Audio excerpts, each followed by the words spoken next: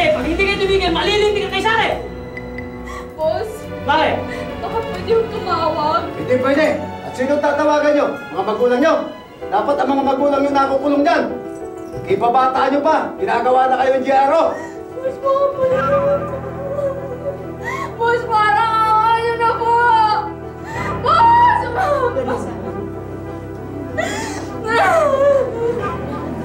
Huwag ka na mag-alala kay Mamo. Ando naman si Jericho, di ba? I'm sure hindi niya pababayaan si Mamo. At bakit? Ano na naman yung... Nahihirapan na ba ang prinsesa Clarissa ko, ha? Ay, oo nga pala! Ninda! Unang beses mo nga lang pala makulong. Huwag kang mag-alala. Mauulit to. Lalabas at papasok ka dito. Kakamalan nga pa ang kulungan. Gina, pwede? Ha? Nakaleche-leche na nga tayo dito, pinapandaro pa yung kademonyuhan mo. Impacta ka talaga? Hoy! Pati na hindi kagandahan! Huwag kang sasabat pag hindi kita kinakausap! Baka gusto mo wala ka nang balikan paglabas mo dito! Ha? Ikuha ko pala mukha mo, ah! Tama na! Buhay ito! Anong ibig sabihin nito? Charles, please calm down. Beatrice, I think I have to explain. Charles, wait. Charles, listen to me. Narinig ko na ang problema mo. Walang ibang solusyon dyan kundi harapin. Okay? You be honest with yourself. They're willing to listen. Tell them what you feel. Pagkatapos, listen to what they have to say. Tito, yun na nga problema eh. Hindi nila ako maintindihan. Charles. No, Dad. Let me finish what I have to say. Plain and simple. Ayoko muna makita kayo ni Mami. Huwag niyo naman sabihin pati yun, hindi niyo naiintindihan. Charles, hindi mo naman kailangan sagutin ng ganyan ng daddy mo. Clarissa? Clarissa? Clarissa? Jeboy, ano yung nagkakagulo dyan sa club? Anong naririnig kong ingay? Kaya nga po kayo nahanap, na-raid po tayo. Ano? Ano si Clarissa, yung anak ko? Si Clarissa, nasan siya? Ano nangyari sa kanya? Jeboy. Nasa pisil po siya. Pero huwag po kayo mag-alala. Wala po. Hindi, huwag mo sabihin yan! Clarissa! Tulungan mo ako sa mga mo kay Clarissa! Jeboy! Ano ba talaga problema mo, ha, Gina, ha? Gusto mo ba talaga lahat ng tao kasing lungkot mo? Ha? Talaga bang natutuwa ka pag may mga taong nahihirapan? Pasensya ka, ha?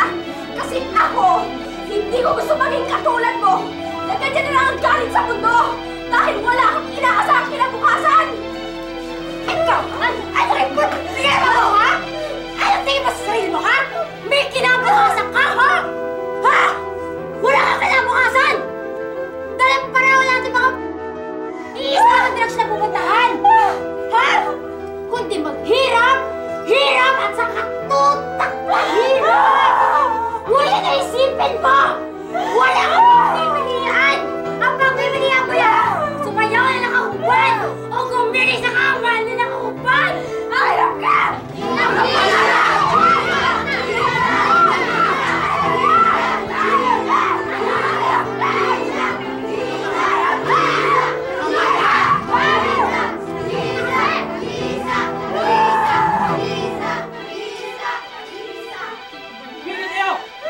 Hindi kayo may iwanan dito sa loob, ah!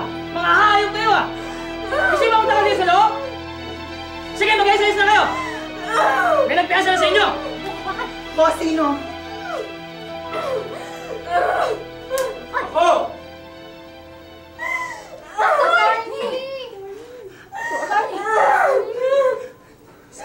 Ano naman? Tutulog na lang ho tayo. Namamalansya pa rin kayo. Tama na, uy. Magpahinga na ho kayo. Ay, nako. Pabayaan mo na ako rito at matatapos na rin naman ito. Alam mo, anak, kahit na mahirap tayo ngayon, kampante ang loob ko dahil wala akong nakikitang nananakit sa'yo. Pero minsan, naisip ko sana hindi tayo mahirap. Parang anak ko, Senyorita Catherine, hindi na kailangan magtrabaho, nag-aaral, Hindi na kailangang ipagtanggol ng nobyo dahil tanggap ng tao ang relasyon nila. Miss na miss ka na nga siya na eh.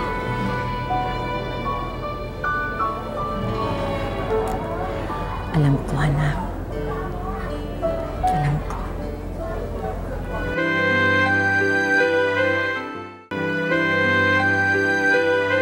I don't think may pupunta itong usapan na to. Charles, sandali. Sandali na. Charles, listen to me. Charles. Alam mo kung ang gagawin mo? Tumupo ka lang. Pakinggan mo kung sasabihin nila sa'yo. Ikaw naman sabihin mo kung yung nararamdaman mo. Trust me, it will work. Walang ibang solusyon, ito na lang yun. Harapin mo na. Okay? Just sit down and listen. Sila naman, they're willing to listen. Okay? Just for me. Trust me.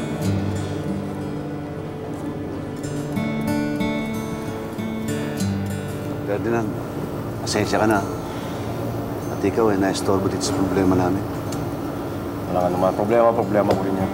Kaya, normal na ako. Tony, para mapag-usap yung mabuti. Sige, Beatrice. Thank you, Charles.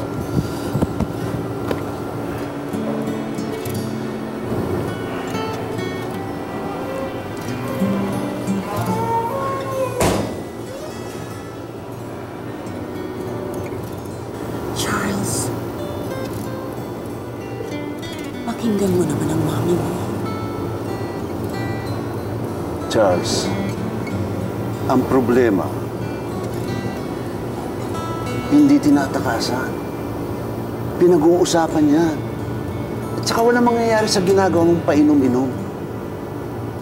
Kaya kami nandito ng mami mo dahil gusto ka namin tulungan.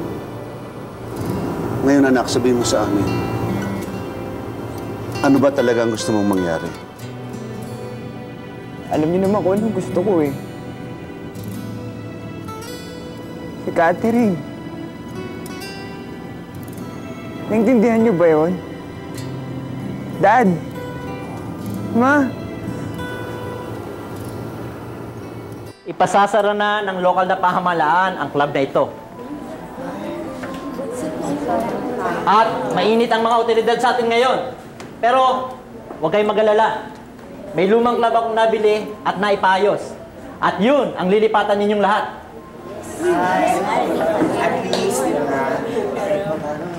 Eh, sino naman ang magiging bossing dyan? Siyempre, ikaw pa rin, Gina. Walang magbabago sa setup. Doon titirahan lahat at ikaw pa rin ang mamasang.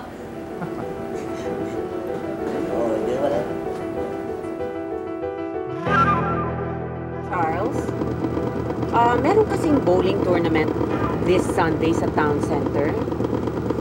It's a family thing, so gusto ko sana namin kasama ng daddy mo. I don't know eh. Baka mag-scuba diving kami ni Joseph. Okay. Well, next time. Ha? Ma, will you stop it? It's making me sick. Saka please don't pretend na parang walang nangyari. I'm not in the mood for anything, period. Charles, gumagawa ng paraan ng mami para magkasundo-sundo tayo. Tatatlo na nga lang tayo. Hindi ba tayo nagkakasundo? Charles, remember, we are one family. And we're gonna stay that way.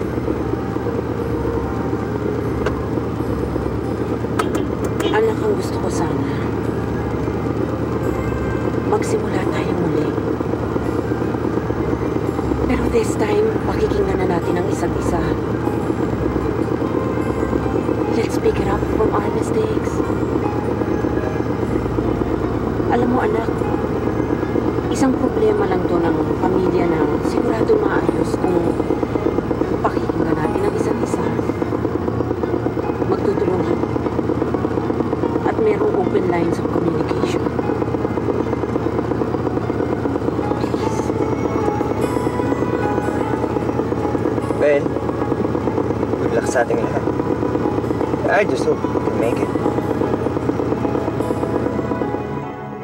Pwede ba? Huwag niyo naman pagdikit-dikitan ng mga mesa. Anong tingin niyo sa mga customers natin lilipad? Paano makakadaan yan? Ano ka ba? Laki-laki mo na, hindi pa kayang ayusin yan. Para ka namang bago eh. Asan ba yung Clarissa na yan? Di man tumulong dito? Hoy, bakla! Kagandahang bakla, asan si Clarissa? Miss Tuyot, hindi ko alam. Siguro na kay Mamo inaayos yung mga gamit nila. Oh, talaga? Iba rin talaga yung kaibigan mong yan eh, no? Anong feeling niya? Kakaiba siya. Ha? Ayaw niya tumulong dito. Ikaw kaya try mo buhat ng bangko. Ano? Sorry ha, parang may narinig ako eh. Wala po, Miss Lioness. Ayan na po si Clarissa, oh. Oh. Donya? Oh, bakit? Baka naman, kung okay lang sa'yo, pwede bang tulungan mo kami dito? Oh, masama sa loob mo. Ha? Kasi ang daming gagawin dito eh, asan ka ba? Pwede ba tumulong ka?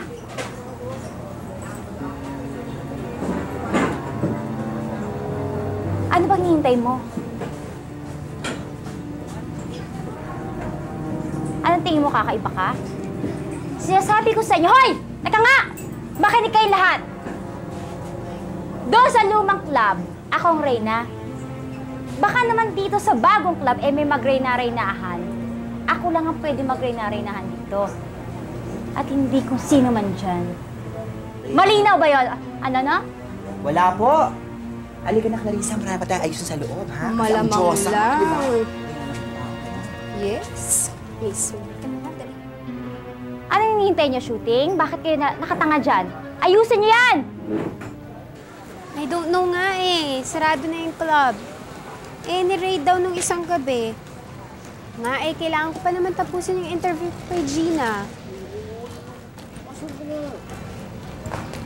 Oh my God! Alam mo ba yung sinasabi ko ang crush ko? Nandito. Sige, I'll call you na lang later, ha? Sige na, bye-bye. Jepoy! Oh, Jessica, ba't nandito ka? Pinuntahan ko kasi si Gina. Kaya lang sarado na yung club. Oo nga pero nakalipat na kami. Doon nga pupunta ngayon eh. Talaga? E di sabay na tayo. Nakakaya naman. Of course not. Ano ka ba? Sasamahan mo na ako eh, di ba? So ano nakakaya doon? Tara? Sige.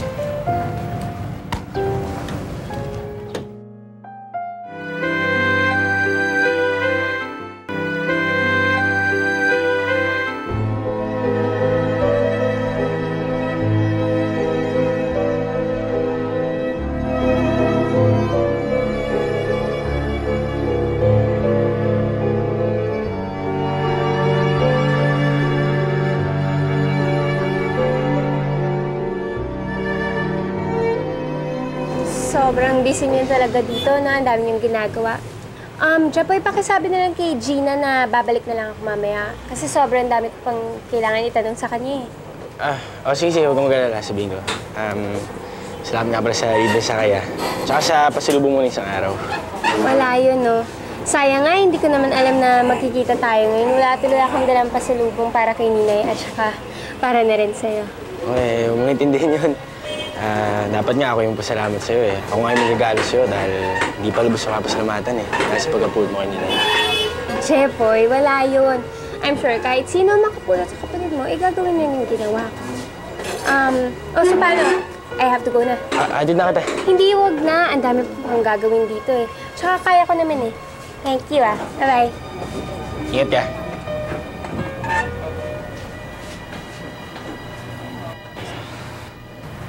Ibang klase rin kung mariri yung babaeng yun, ano? Oh my gosh! Sayang! Wala akong pasalubong. Hindi ko kasi alam na magkikita tayo eh. Gusto mo bilang kita ng house and lot? Hindi talaga, umiintiga ka naman eh. Pero kapag dapat ika-tense, Jeboy, ha? Promise mo sa akin na hindi ka bibigay sa babaeng yun. Kay Clarissa ka lang. Ha? Dahil sayang naman ang Clarissa Jeboy fan club kung may in-love ka dun sa konyang hilaw na yon.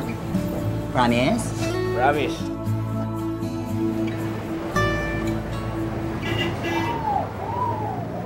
Excuse me ho. Kanino ho dito pwede mag-apply bilang waitress? Ewan ko eh, nang itanong mo dito kay Kabayo. Gaga, tanong mo kay Gina. Ayan ako. Gina! Gina, may tao! Gina! May tao!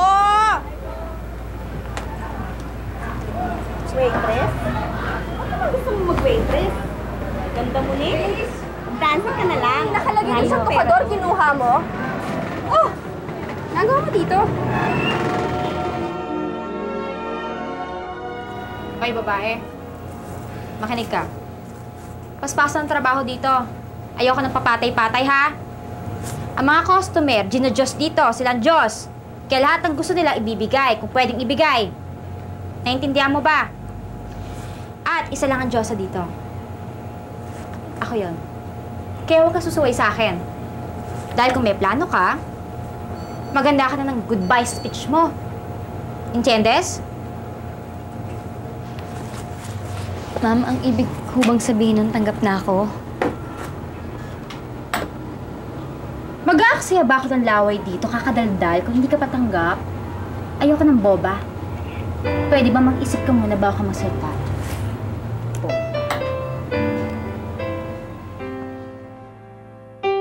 Pare, sensya ka na. Huwag mo naman sana isipin na hindi kita dinadamayan. Wala ka naman dapat ipaliwanag sa akin. Okay lang.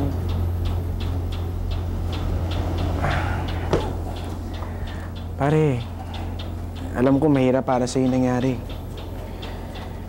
Pero hindi naman solusyon yung magpalulong ka sa alak eh. Hindi lang katawan mo sisirain, pati buhay mo. Pati na rin pag-asa magkita kay ni Catherine. Pare, huwag na huwag kang susuko.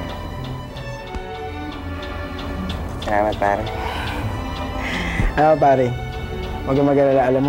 Alam ko makikita pa rin kayo ni Catherine. Sana. Clarissa, napakalaki na ng utang na loob ko sa'yo. Salamat, ha. Layo na, no? Kahit na mawala ako dun, matatanggap ka. Eh, pero di ba dati sabi mo sa akin, doon ka sa kabilang club nakatira? Wala na yun, sarado na yun. Bibili tayo ng prutas, uuwihan kong nanay.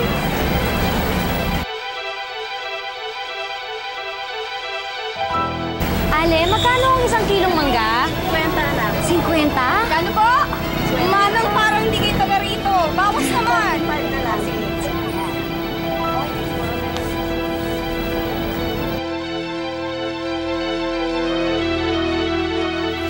Salamat po.